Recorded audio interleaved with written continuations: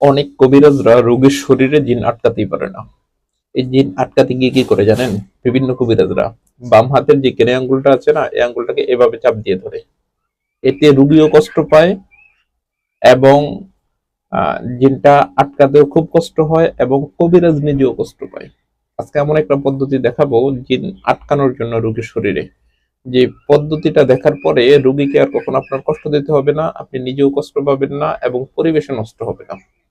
ভিডিওটা খুবই গুরুত্বপূর্ণ এবং খুবই দরকারি, এবং যারা কবিরাজ না তাদের জন্য ভিডিওটা খুবই দরকারি। তাই ভিডিওটা না টেনে একটু শেষ পর্যন্ত দেখার চেষ্টা করবেন। ভিডিওটি শুরু করার আগে সংক্ষেপে কিছু কথা বলি। টিকটকে আমি কখনো আমার কোনো ভিডিও ছাড়ি না। কিছু প্রতারক চক্র আমার ভিডিওগুলোকে টিকটকে আপলোড করে আপনাদের সাথে বিভিন্ন রকম প্রতারণা করে। প্রতারক চক্র থেকে সাবধানে থাকতে স্ক্রিনে দেওয়া 3355 নাম্বারে ভিডিও কল দিয়ে কনফার্ম হয়ে আমাকে দেখে তারপর কাজ দিবেন। চলুন কথা না বাড়িয়ে ভিডিওর মেইন আলোচনায় আসতে পারি। অনেক কবিরাজরা অনেক কবিরাজরা রোগীর শরীরে জিন আটকাতে পারে না। জিনটা হাজির করে করে আটকাতে গিয়ে করে কি জানেন? রোগীকে কষ্ট দেয়। এই যে কেনে আঙ্গুলটা আছে না, এভাবে চেপে ধরে এটাকে। এতে করে এই আঙ্গুলটা অনেক সময় রক্ত জমাট হয়ে যায়, রক্ত জমে যায় এবং রোগী খুব কষ্ট পায়। আবার অনেক সময় দেখা যায় জিন রোগীর শরীরে আসেইনি, হাজিরই হয়নি, কিন্তু এটা চেপে ধরছে। এতে করে রোগীটা তো কষ্ট পায়, একটা মানুষ কষ্ট পায়। আপনি জানেন না, এই হাতের নখের উপর বা পায়ের নখের উপর যদি একটা টাকা লাগে এতে কত যন্ত্রণা হয়। তো এই জিনিসগুলো কিন্তু খুবই কষ্টকর। আর এই জিনিসগুলো বিভিন্ন কবিরাজরা করে না জানার কারণে, জ্ঞানের শিক্ষার অভাব থাকার কারণে। আমি আজকে এমন একটা শিক্ষা দিব বা এমন একটা বিদ্যা দিব, এমন একটা আমল দিব, আপনি এইভাবে জিন আর আটকানো লাগবে না। জিনটা আটকাবেন খুব সহজে। একটা কার আপনার কাছে, আপনি যদি একজন কবিরাজ হয়ে থাকেন, চিরজীবনের জন্য একটা কার আপনার কাছে করে রাখবেন। কার বলেন, তাগা বলেন, পিতা বলেন। কার বলেন, তাগা বলেন, পিতা বলেন।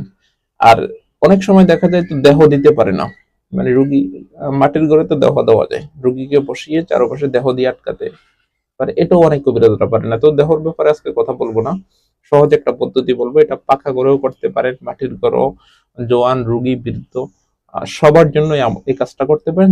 সহজ আটকিয়ে যাবে। ব্যাপারটা আমি একটু আপনাকে বলি।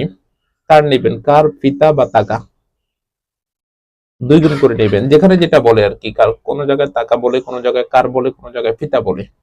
তো দুই গুণ করে নেবেন। টাকাটাকে এতটুকু সাইজের একটু বড় করে নেবেন। নিয়ে একটা আয়াত কোরআনের, আয়াতটা বলে দিই আমি, এটা আপনারা অনেকেই জানেন, সহজ একটা আয়াত। ইন্নাহুম ইয়াকিদুনা কাইদা ওয়া আকিদু কাইদা ফামাহিলিল কাফিরিনা আমহিলহুম রুয়াইদা।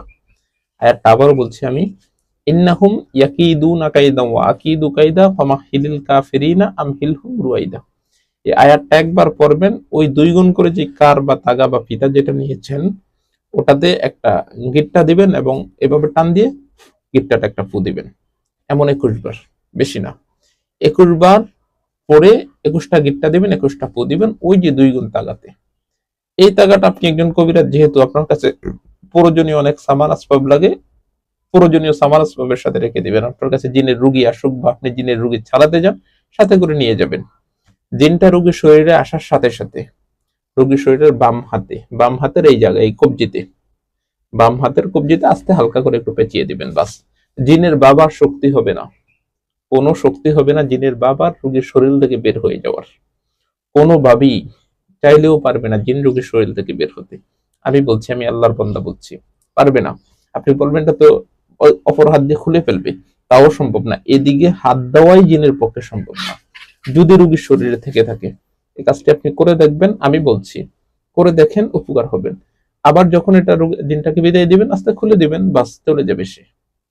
কিন্তু এই কাজটা করেন, এই যে এটাও চেপে ধরা লাগবে না, আপনি নিজেও কষ্ট পাওয়া লাগবে না, রোগীকে কষ্ট দেওয়া লাগবে না, কেউ কষ্ট পাবে না, পরিবেশ বিকৃত হবে না। যেভাবে বলছি ওভাবে একটু করে দেখেন, ইনশাআল্লাহ 100% উপকার পাবেন। ধন্যবাদ।